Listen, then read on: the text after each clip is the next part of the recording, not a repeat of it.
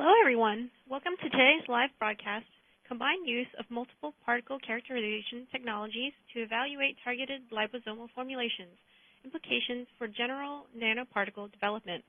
My name is Sue Pham from LabRoots, and I'll be your moderator for today's event. We are delighted to bring you this educational web seminar presented by LabRoots and sponsored by Beckman Coulter. Beckman Coulter Life Sciences is dedicated to empowering discovery and scientific breakthroughs. The company's global leadership and world-class service and support delivers sophisticated instrument systems, reagents, and services to life science researchers in academic and commercial laboratories, enabling new discoveries in biology-based research and development. A leader in centrifugation and flow cytometry, Beckman Coulter has long been an innovator in particle characterization and laboratory automation, and its products are used at the forefront of important areas of investigation, including genomics and proteomics. We have a few important announcements before we begin. This webcast is designed to be interactive, and we encourage you to ask questions during the event. You can submit questions by typing them in the Q&A box, which can be found by clicking on the green Q&A button at the lower left of the presentation window. We'll try to answer as many questions as we can. You can enlarge the slide window by clicking on the screen icon in the lower right-hand corner of the slide window. If you have any technical problems viewing or hearing this presentation, please click on the support button at the top right of your presentation window or submit your problem through the green Q&A button lower left. I would like now to introduce today's speaker, Dr. Melvin Klegerman. Dr. Klegerman received a BA in chemistry from the University of Illinois at Chicago in 1968 and a PhD in biochemistry from Loyola University of Chicago in 1984. For more than 30 years, he has conducted biomedical research focusing on immunochemistry, immunoassay development, and conjugation chemistry. For the past 20 years, Dr. Klegerman has been involved in a collaborative effort with cardiovascular researchers under direction of Dr. David D. McPherson to develop targeted immunoliposomes for diagnosis and treatment of cardiovascular diseases, joining the group when they moved to the University of Texas Health Science Center in Houston, where he is now a professor in the Division of Cardiovascular Diseases.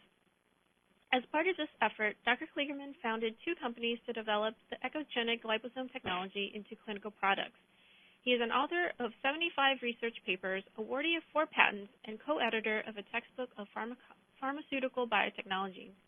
I will now turn it over to Dr. Melvin Klegerman for his presentation. Thank you. Well, good morning, everyone. I'd like to thank you for registering for this webinar. I hope this information will be useful to you.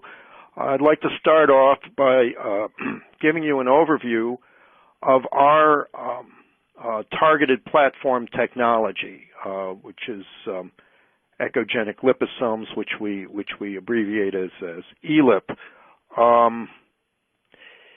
Okay, now first I'd like to give you a sort of review, give you a general review of why molecular targeting. Although I'm sure that most of you have very definite ideas about why you would want to target the applications of interest to you. Of course, there's two major types of targeting: diagnostic and therapeutic, most of the diagnostic applications are imaging related, and among these, there's quite a few having to do with contrast agents, depending upon the type of imaging technology. For instance, if you have ultrasound imaging, then your contrast agent would probably contain some sort of gas. If it's MRI, then it probably contains some gadolinium compound. If it's CT, then it's probably an iodinated compound. And these would be then loaded in the microparticle that you'd be working with. Now, there's a number of diagnostic applications where you have direct conjugation of your ligand, your binding ligand, to the imaging agent, and there's a lot of fluorescent compounds of this sort. These are fluorophores. Recently, there's a particular interest in infrared fluorophores, which have more penetrating capacity. And then, of course, there's radioligands, which is conjugation of radionuclides to ligands. This is the oldest type of imaging technology, actually. But in every case, you can load a nanoparticle with a targeted nanoparticle with the imaging agent. Of course, the major commercial application for nanoparticles is therapeutic. And if you talk about therapeutic targeting, you have to talk about the pharmacologic window, which is the interval between the minimum effective dose of a agent and of a therapeutic agent and the minimum unacceptable toxicity. And I've given some examples here of drugs that are or therapeutics that are in clinical use and the problems involved with a systemic application or systemic dosage, which is still the predominant therapeutic approach. Doxorubicin, anti-cancer compound, cannot be given at more than 550 milligrams per square meter total body surface area because at that point you get 5% incidence of congestive heart failure.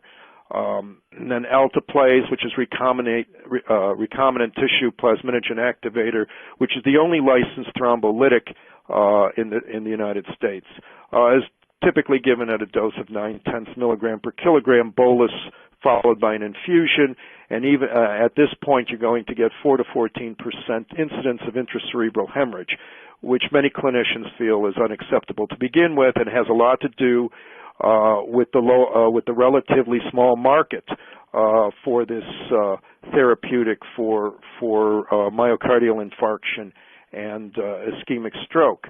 Avastin or bevacizumab is a therapeutic monoclonal antibody that is used for several cancers, and the dose is 10 to 15 milligrams per kilogram every 2 to 3 weeks. And this is nearly a gram of monoclonal antibody at a time, which you're going to get a lot of adverse effects from that alone. But in this case, since this is targeted to VEGF, to inhibit tumor vascularization, you get some pretty horrendous side effects, including gastrointestinal perforation, bleeding, and severe hypertension. So obviously, if you can target these formulations specifically to the pathologic tissue or structures, you could widen that therapeutic window so that you get you get a more effective dose with a minimum of toxicity to other sites or other types of cells than what you really want to target.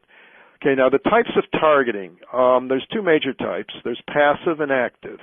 Passive targeting is a situation where your nanoparticle, by virtue of its basic properties, will end up where you want it to go. And the major example of this is tumor targeting through EPR effect, and that's enhanced permeability and retention because of the ineffective, leaky tumor vasculature.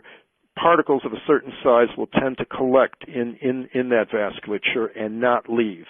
And a lot of people are taking advantage of this to structure the size of their particles to enhance this.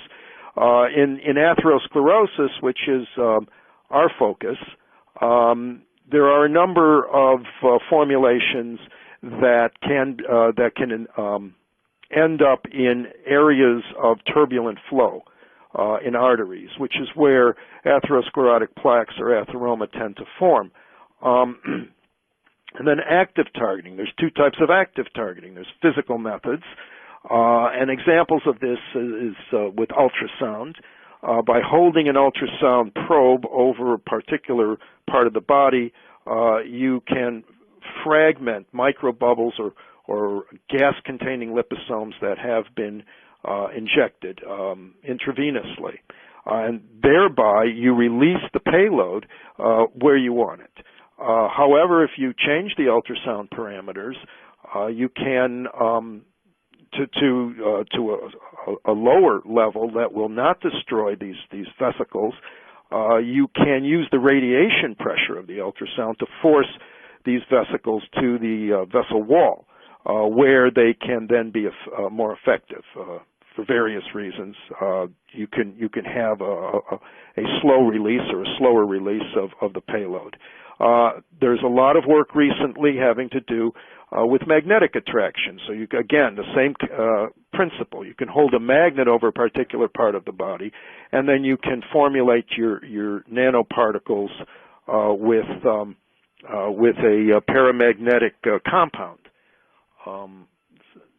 Then, of course, the other aspect of active targeting is chemical methods, and this is mainly covalent conjugation of your targeting ligand to your nanoparticle.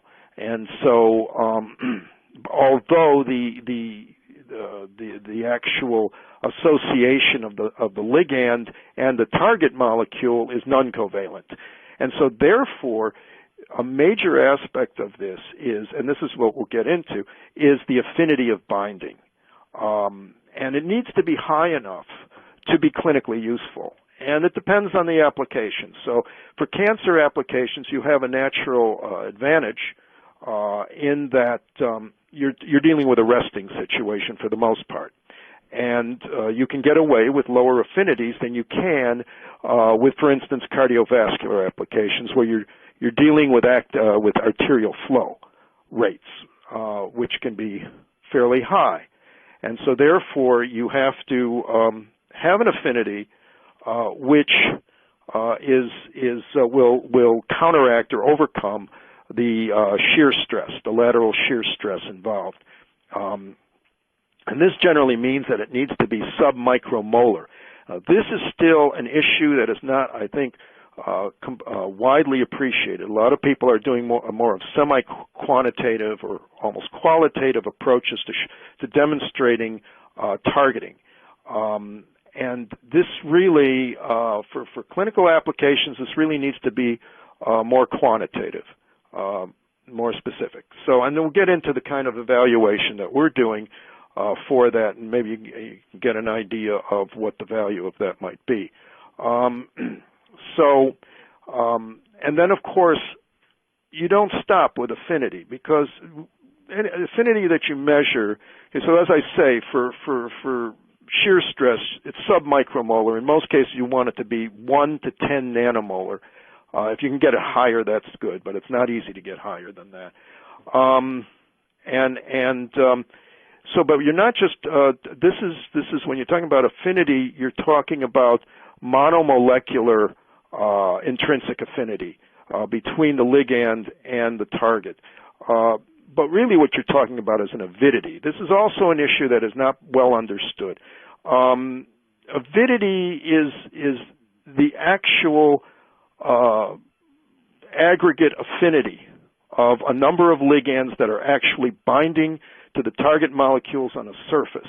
And of course, this is the product of the monomolecular affinity and the number of ligands that act on a nanoparticle that are actually binding to the target on a surface.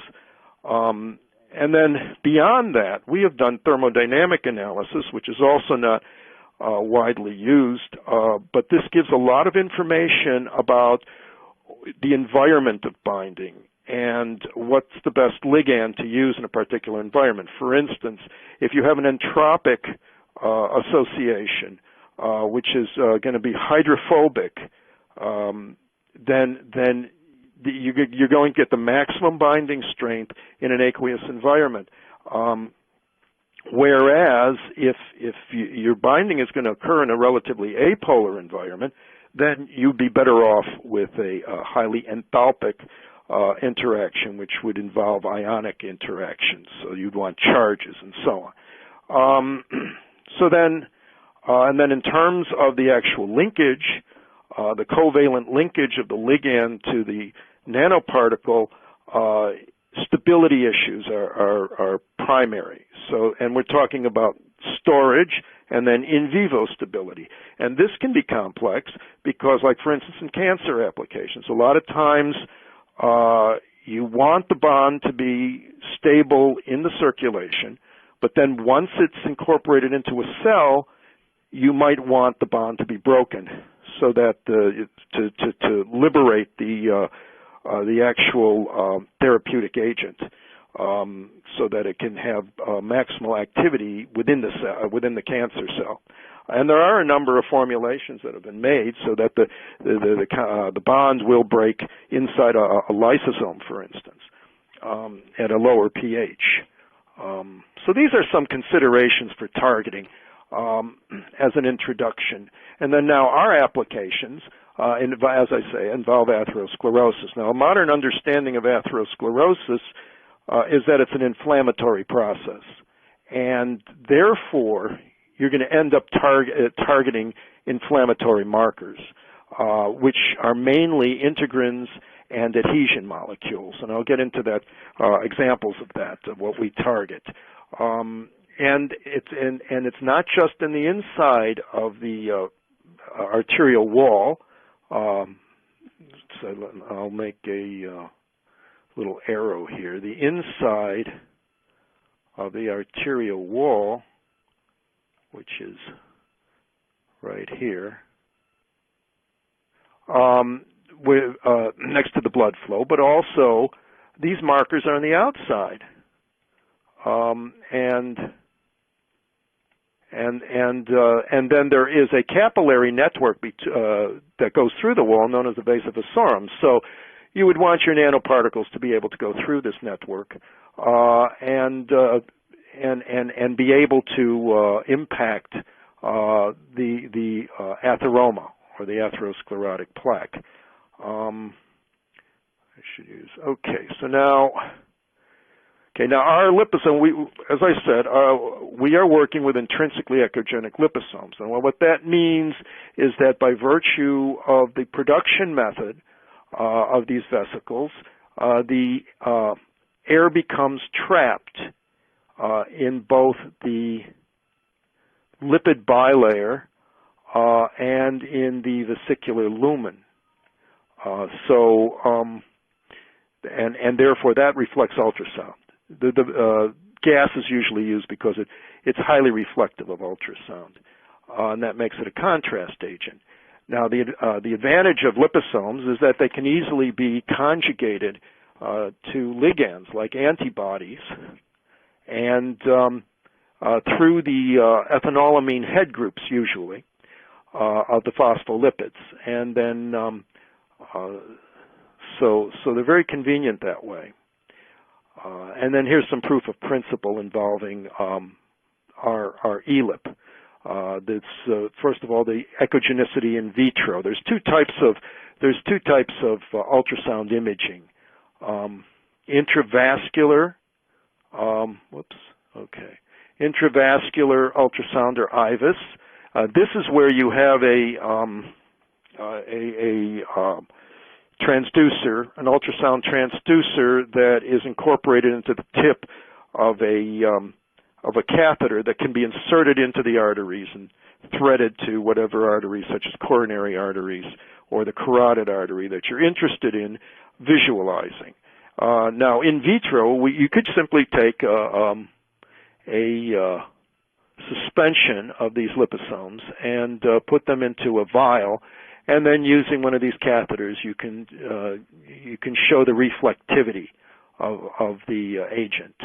And this can be quantitated because then we could just do video densitometric methods to get a mean grayscale value for the average area of this. And this just indicates that our ELIP, in terms of acoustic reflectivity, are actually superior to commercially available contrast agents such as Optison or some of the other commercial, Definity is another one. So then, And then the second type of ultrasound imaging is, in this case, transvascular ultrasound, but this is just one type of general ultrasound, of conventional ultrasound, in which the probe is held outside of the body. And in this case, a well has been punched in a gel standoff pad, and then you hold the probe lateral to that, and then you can see the reflectivity. And so then in terms of targeting, this is a scanning electron micrograph of fibrin-targeted ELIP binding to a fibrin network on a fibrin-coated slide. But now in vivo, we are working with a Yucatan mini swine atherosclerosis model, which is very similar to the human situation. And so in this case, we induced a fibrin thrombus or clot in the femoral artery of one of these small pigs. And then immediately after injection of fibrin-targeted ELIP, you could see how it just lights up, and you get intense reflectivity. And then here's a case for the transvascular ultrasound, where the probe is held on the neck of the animal, and this is the carotid artery. And in this case, an atheroma has been induced in that artery. And then in this case, we're working with ICAM1, which is an adhesion molecule, an inflammatory marker. So it's ICAM1 targeted ELIP, and after injection, they bind to the atheroma site. So it's very easy to see. So this is something, a platform technology, and here we're using 3D IVUS to actually show the atheroma on the surface of the vessel of an artery. So that this is a platform technology we've actually been working on for about 25 years now, and these are just the diagnostic applications. I won't go into therapeutic applications, but the point is give you an idea of what the targeting that we're doing, and the kind of nanoparticle formulation that we're working with. Now, okay, so now I'll get into the evaluation methods that we use. Obviously, for this, first we look at echogenicity. So this is a particular contrast agent. And the echogenicity is important for therapeutic use also, because by applying a particular ultrasound to these, once they're at the target, you can release the payload. So it's a controlled release formulation as well. Okay, like I say, the echogenicity is done with in vitro IVUS. And then we get into the particle characterization. So we use the Beckman-Coulter Multisizer 4 to evaluate our liposome population that's larger than 0.4 micron equivalent spherical diameter. And then and the important thing about the multisizer is that it counts the particles. This is very important in terms of the kind of parameters we're looking at. And then there's the particle size distribution. And of course, I'll show you these. We use the median diameter rather than the mean diameter of a number distribution, and I'll get into why we do that. And then, and then we use dynamic light scattering. In this case, Melvin zeta sizer, to look at all the liposomes that are smaller than 400 nanometers. However, these DLS instruments do not count particles. You do not get the enumeration. However, what you do get is you get the fraction of the total distribution, like in a number distribution for each peak, which is very important again, and I'll show you how we use that. And then the actual range of the zeta sizer is about 4 nanometers to 10 microns. This is also important because there's an overlap in the range between the multi-sizer and the zeta sizer, which is I'll show you how we use that as well. Okay, and then conjugation efficiency. So if you're doing targeting, you need to know, and like I say, a lot of people do a qualitative or a semi-quantitative approach to these things, but it's very important to know exactly what your conjugation efficiency is, how much of your ligand is actually conjugated to your nanoparticle. And then, so we have had to develop our own specific quantitative immunoblot assay because phospholipids, which are used in liposomes and many other lipid formulations, interfere with all the standard protein assays. So we have developed an assay where we're actually measuring the protein on the surface, conjugated to the surface of the liposome. And then with that, and then we get a result that's in micrograms. In this case, we're mainly talking about antibodies. So we're talking about micrograms of IgG per milligram of lipid. That is our primary conjugation efficiency index. However, we go from there to because of the particle characterization techniques that we're using, we can then go from there to determine the number of IgG molecules conjugated per liposome. And then we have to do this for both size populations. And the reason we work with a more complex size distribution than a lot of people do because of the ultrasound aspects of it. Because we actually have particles that go from less than 100 nanometers to more several microns in size, we can take advantage of many different frequencies of ultrasound to be able to characterize them and to monitor them. Now, then we get into targeting efficiency. And this really gives you a lot of advantages if you can determine actual quantitative targeting efficiency, which means the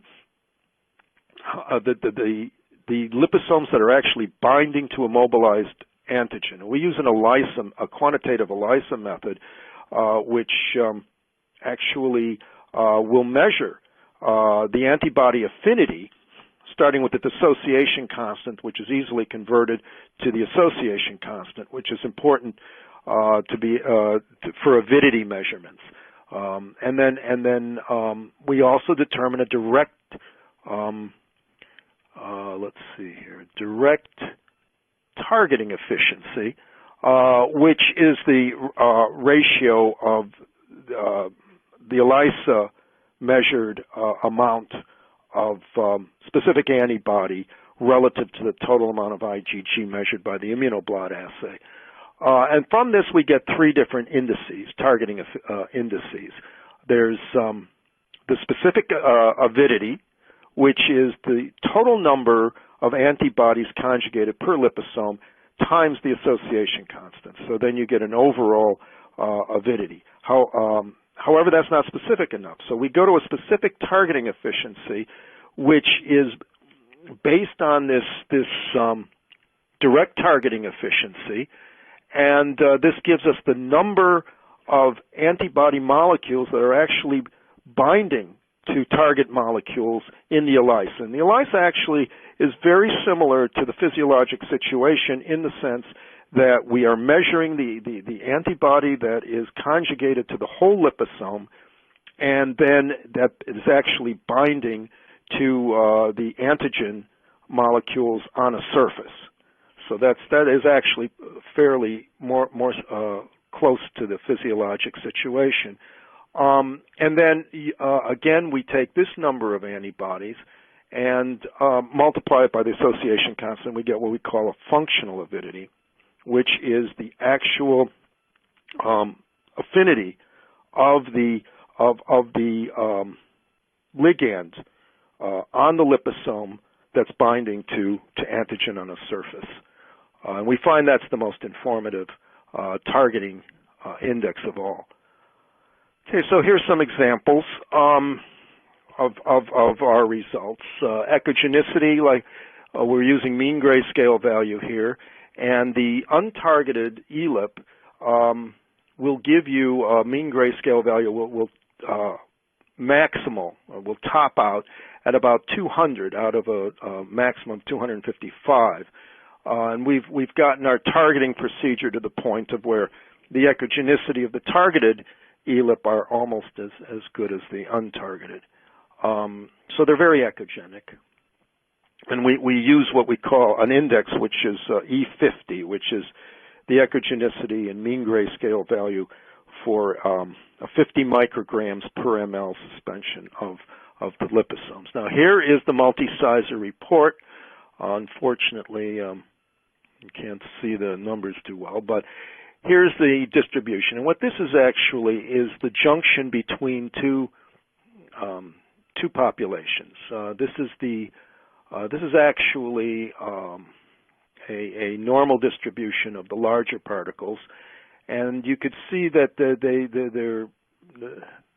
mean of this is around 650 nanometers.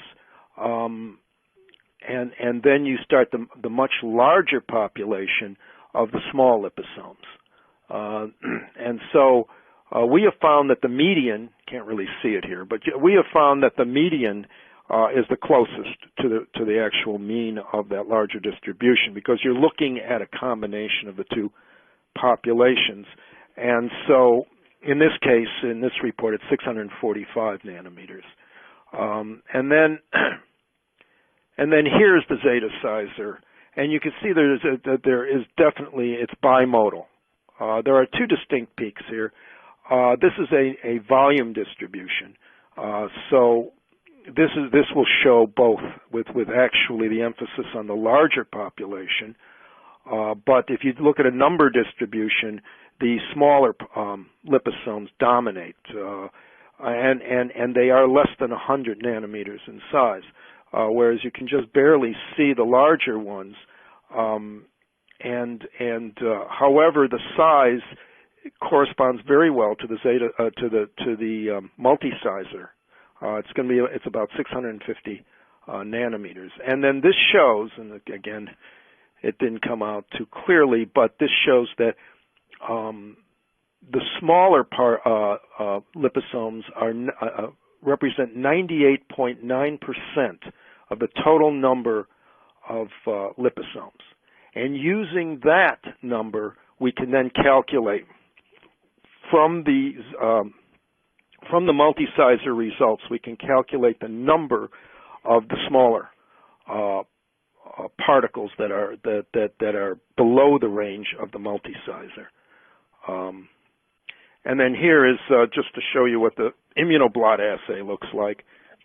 These are immunoblots of liposomes after purification, and we do densitometry of the blot, and we find the semi-log plot is linear, and our effective range is from 0.3 to 4 micrograms of IgG per ml. And so using that, we can calculate the conjugation efficiency in molecules per liposome for both populations. So what we do, as I said, is we take the number of liposomes smaller than 400 nanometers based on the fraction in the zeta sizer and the percent number distribution and the number of liposomes counted by the multi-sizer that are greater than 400 nanometers. And then from that, with the particle sizes that are determined by each method. So the small, in this case, the small liposomes average about 71 nanometers in diameter, and in the larger population average about 650 nanometers. And based on that, we can calculate the total surface area of the liposomes and determine the fraction of that total for each population.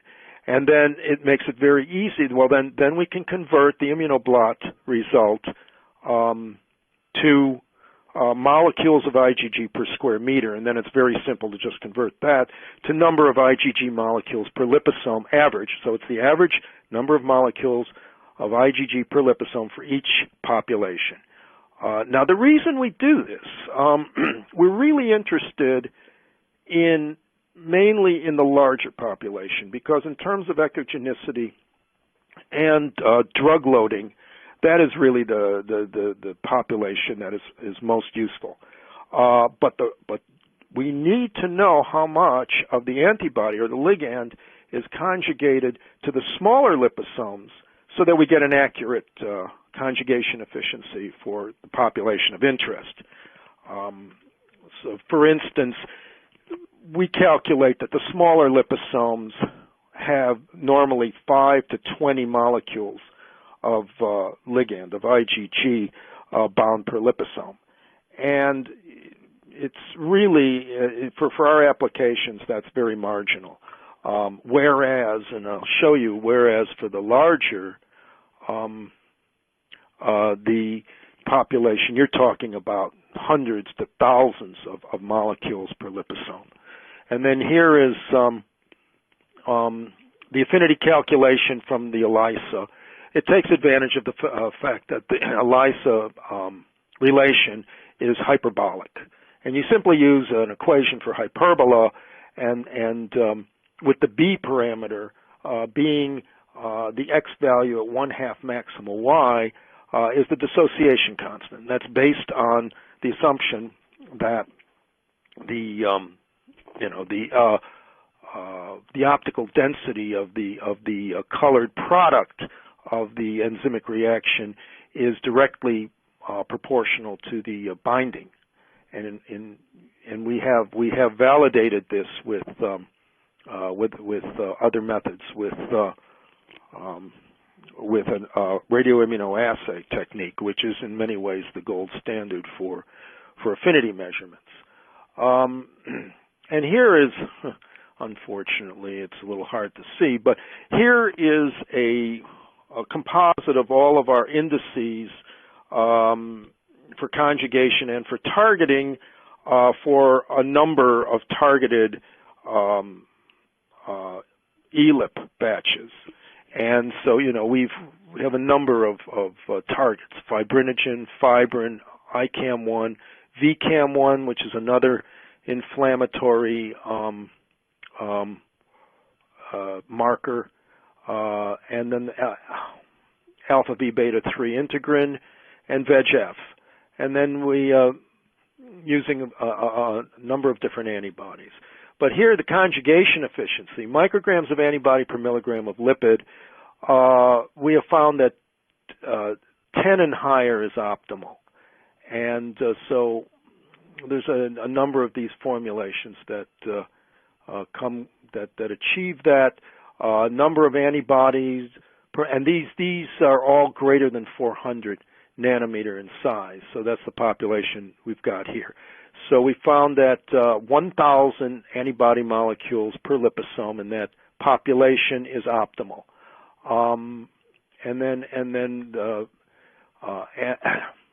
So then the average size of the liposomes tends to be much more consistent. We find they usually fall between 500 and 800 nanometers in size in diameter. And then the number of liposomes per milligram of lipid, 3 times 10 to the 9th and above, is optimal.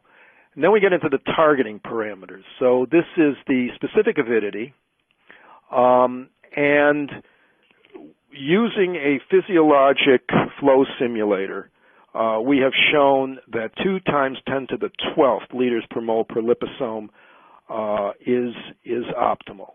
And this is not easy to achieve. However, anything approaching that value will give you a very useful formulation that gives you good binding and functional utility. Then we get into specific targeting efficiency, and based on the fact that the maximum practical surface area of a liposome that can bind to a surface is about 40%, then that would indicate that at least 400 molecules would be optimal. Again, that's not easy to achieve, but most of our formulations approach that value. And and this is actually not specific, this is functional avidity based on the same principle. 10 to the 11th liters per mole per liposome would probably be optimal. And it's the same story. I mean, you approach it often, but there aren't too many formulations where you can actually get that high. Again, it depends on your application, depends on your formulation.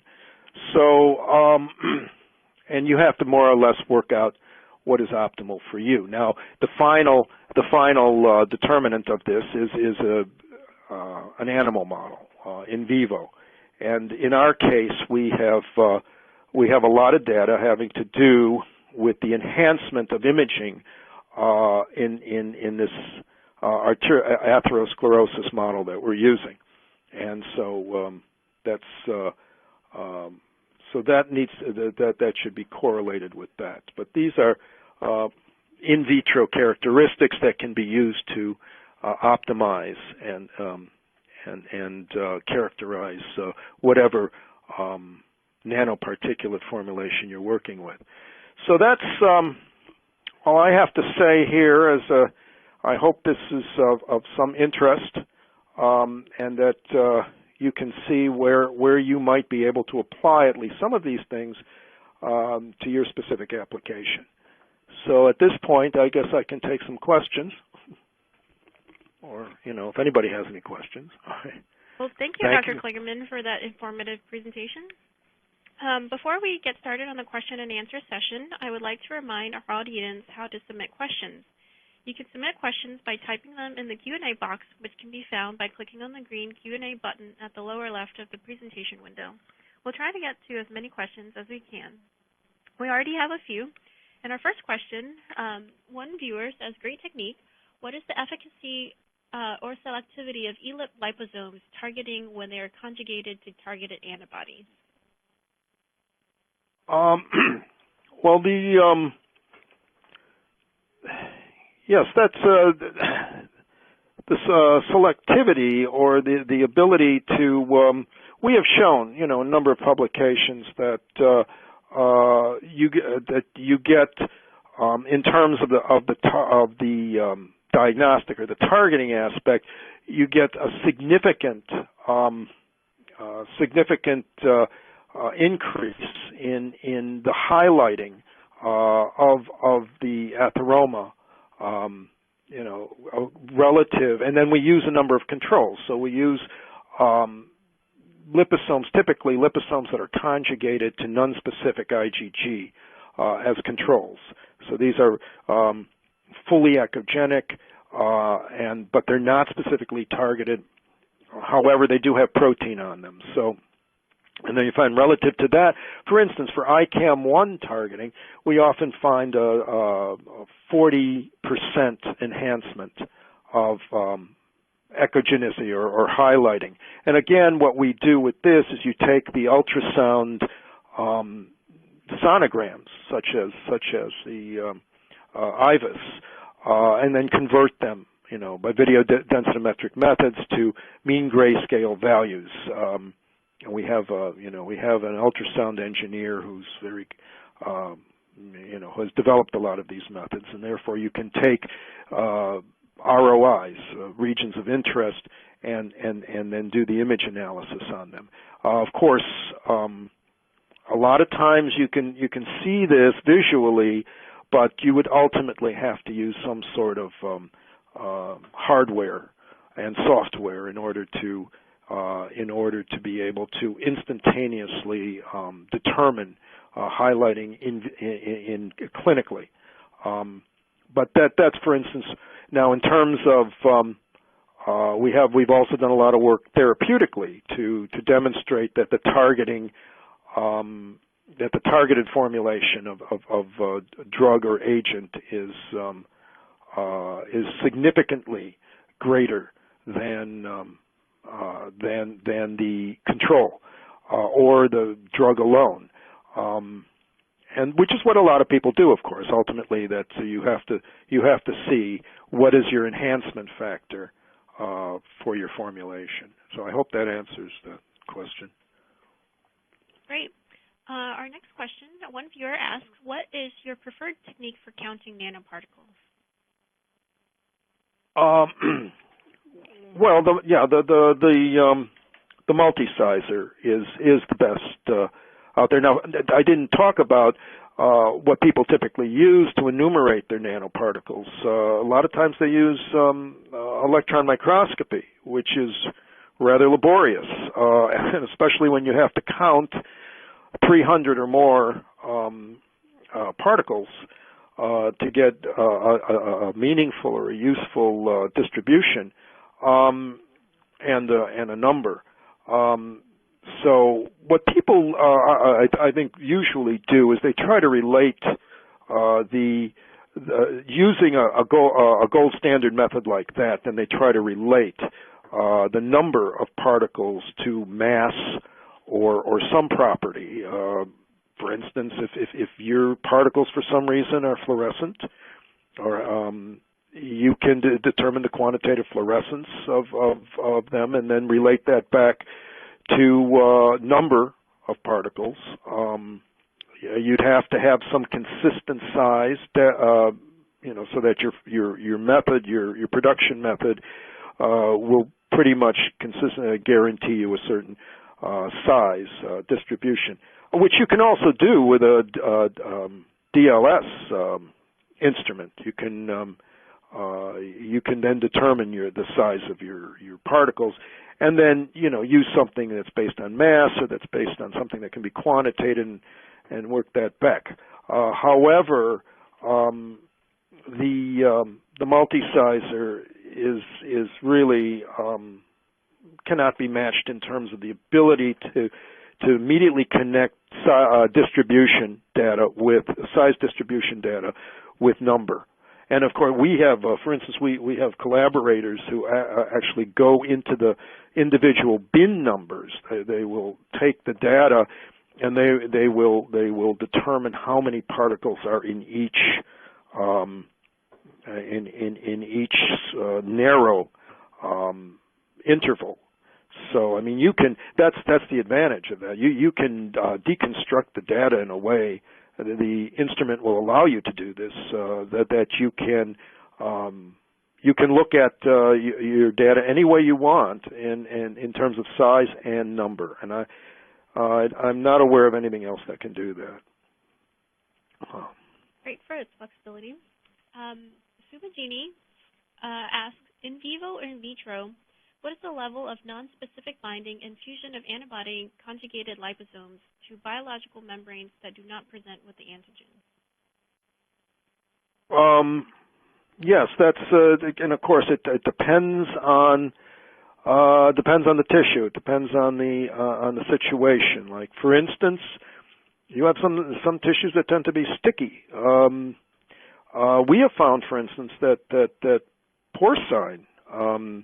In certain situations, it tends to be higher non-specific binding than others. But in every case, your specific signal has to be significantly higher than the non-specific. So that in terms of echogenicity, for instance, in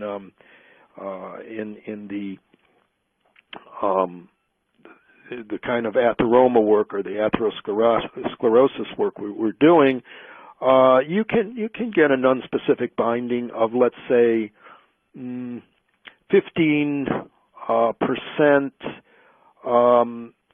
Well, it depends, of course. If you're working with mean grayscale values, in many cases, you might get something like 15 for your non-specific, and then you will and then you look at your specific binding, and this can be 80 or something of that sort. But we tend to, when you're dealing with different animals, from one animal to another, percentage is the most informative. So what you're looking at is the percent enhancement relative to a control. And and then you talk about, so your baseline tissue without any liposomes. It varies. It varies as far as, but like I say, for porcine arteries that may or may not be atherosclerotic, you'd get let's say a baseline of around 15 using that scale, or 10, 15, 20, and then your non-specific with your liposomes might be a little higher, maybe 30, and then your specific are up to maybe 80, 60 to 80. I mean, just giving you some numbers that we have seen.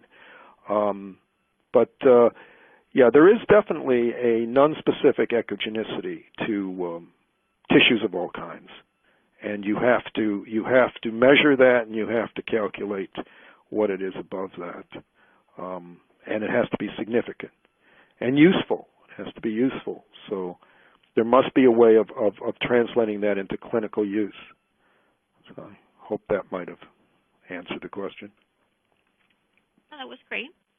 We have another question that asks, are there any other characterization equipment apart from BC Multisizer and Melvin Beta Sizer? Oh, there's a number of dynamic light scattering instruments that are out there. We used to use a NICOMP years ago, and I have to admit, I'm not sure. In the Zeta size, Melvin makes a number of, and I don't want to be advertising for any particular, because there are quite a few of these instruments. And then there's not just dynamic light scattering. There are other small particle characterization techniques that are used, and a number of them use lasers. And of course, there's the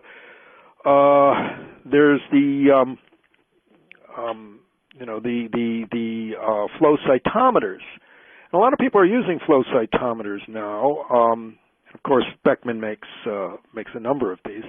A number of people who are working with flow cytometers to do quantitative particle enumeration and sizing. Of course, it needs to be fluoride. You have to have a fluorophore, targeted fluorophore, to work with these things. But there a lot of people are using it, and so that's another particle sizing technology that's being used more and more. There are, and so of course the flow cytometers, such as those made by Beckman, use the Coulter principle. So that's why you can enumerate the particles. So that's, of course, you're also doing it by fluorescence and fluorescence sorting. But it's, and then there's the cell sorters that actually will retrieve your particles of interest, and cells. So yeah, there are quite a few different sizing technologies, and Coulter has a whole range of counters and sizers, and there are those that are designed for working with larger particles, such as cells, and so on. So we use the multi-sizer because, first of all, it will go down to the smallest size possible with the Coulter principle, which is about 400 nanometers. Of course, the problem with that is you're using an aperture tube, and the smaller you get on an aperture, the more likely it is to clog. So there are some technical issues, but it's easy to get proficient at that dealing with. And now the Multisizer 4 is terrific. Most of this has been automated, so that if your aperture gets clogged, it'll just unclog it automatically for you. But you have to be careful. You have to work with very clean preparations and clean solutions to get around that. So, but this is, but in terms of, like I say, being able to enumerate and size at the same time to great detail, the multi-sizer is probably the best instrument we've worked with. But there are many different sizing, and like I say, you want to look at the small populations of nanoparticles that will give you size distributions with proportions for each peak. It's not just the dynamic light scattering instruments. There are a number of other instruments that will do the same thing as well. Great. I just want to say, as far as where you would get an overview of that or a review, it's, you could search on the web. I mean, there's really a lot of information out there. Great. Our next viewer asked if you could explain how you measure protein concentration on the surface of liposomes. And in addition to that, they ask how we could separate the complexes containing liposomes and proteins from the liposomes alone. Okay, that's a very good question.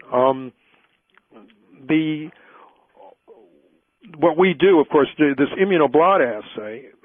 So, okay, well, first I should talk about how we purify the liposomes. Now, well, we've used a number of different methods for that. The first method we used was gel chromatography. So you could use a Cepheros column, and then you put your liposomes through the column, and then you can separate by size. So liposomes, of course, are very large. They're certainly more than 1 million as far as equivalent to molecular weight. And then it's very easy to separate free antibody from the liposomes that way. The problem with that is that you get a large dilution.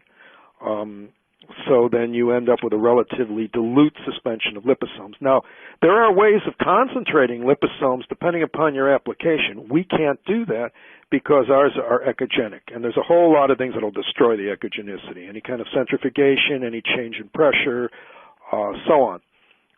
So we went then to dialysis, and there are large pore-sized dialysis membranes, but they tend to be Teflon-like substances that are very hard to work with, and the supplier has stopped using, making the kind of dialysis units that were very useful to us. This is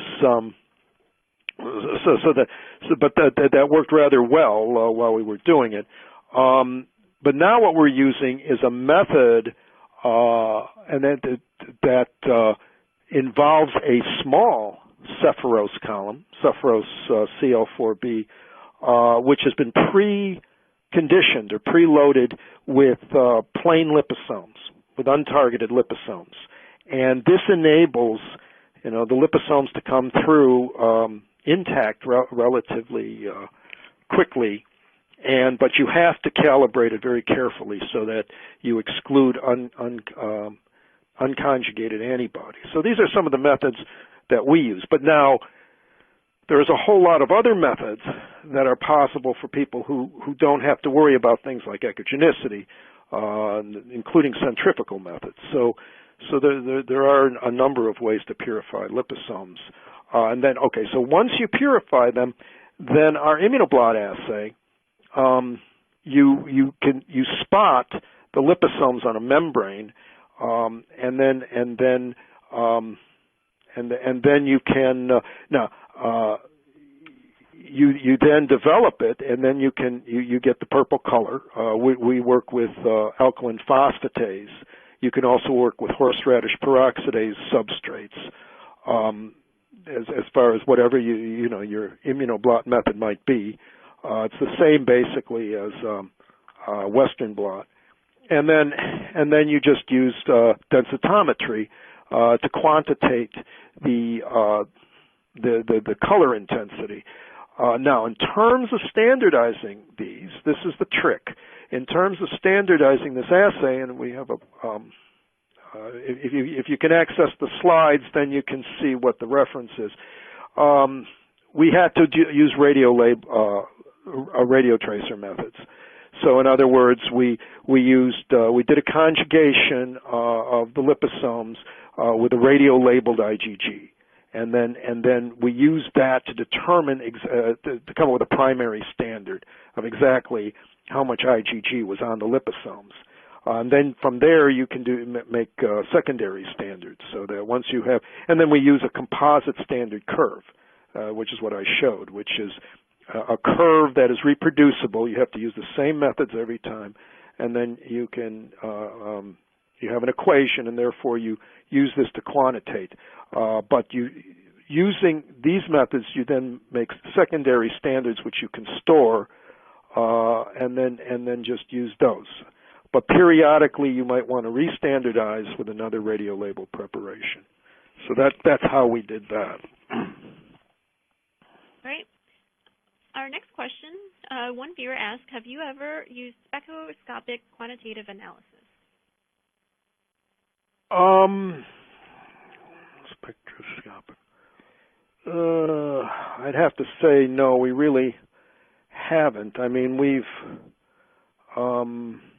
I think I need to know more specifically what, I mean, we use spectroscopic methods such as GC mass spec, but we haven't used it for this particular application.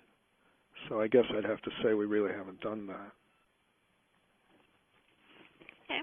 Well, unfortunately, we have more questions than we do have time for. Oh. But we'll be sure to get to the questions later on. At this point, I'd like to pass control back to Dr. Melvin and ask if you have any final comments. Well, there were a couple of things that I did not mention, but I might as well now. One is that I'm not sure how many people here. A lot of people are actually, I mean, even in the liposome field, you're going to be working with a monomodal distribution, and in many of these new applications, these nano medical applications, you're working with particles that are well below 400 nanometers in size. So in a case like that, people might think that the multi-size would be of no value to them. However, in many cases, you might also be already using a multi-sizer for other applications, so you have one on hand. Now, there is a little trick you can do with this. You can, so like I say, you might have a very small population of very small particles, including liposomes. A lot of liposomes now are extruded so that you end up with a single sharp distribution, and it might be below 100 nanometers in size. But what you can do, so you're going to be using something like DLS instrumentation to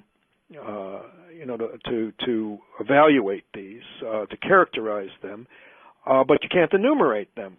And like I say, there are other methods people do use. But what you can do is dope that suspension with, like, let's say, 2-micron latex beads.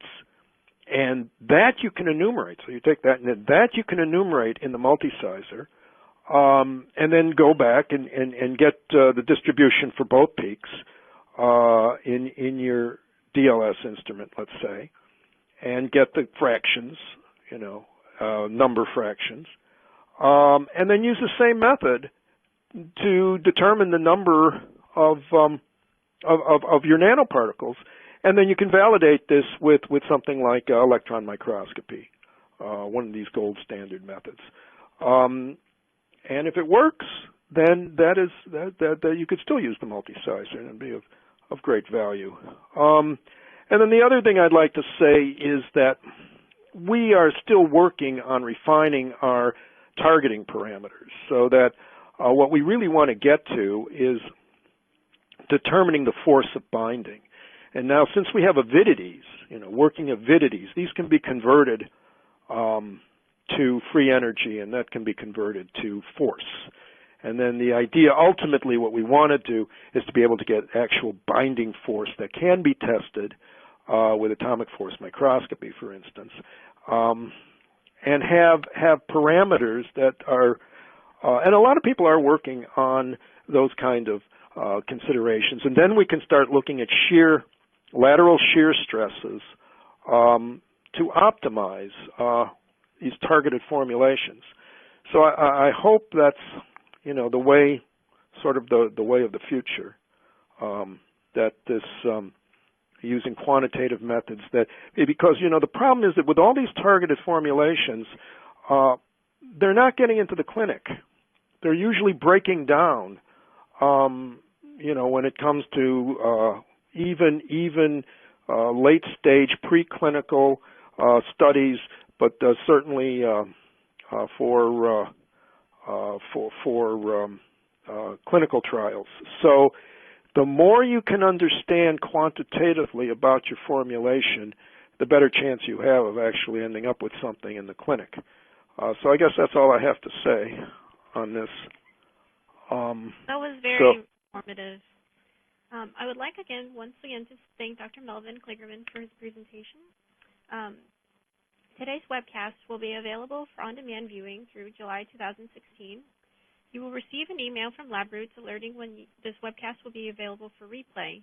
We invite you to forward that announcement to your colleagues who may have missed today's live event. See you next time, and goodbye. Thank you. Goodbye.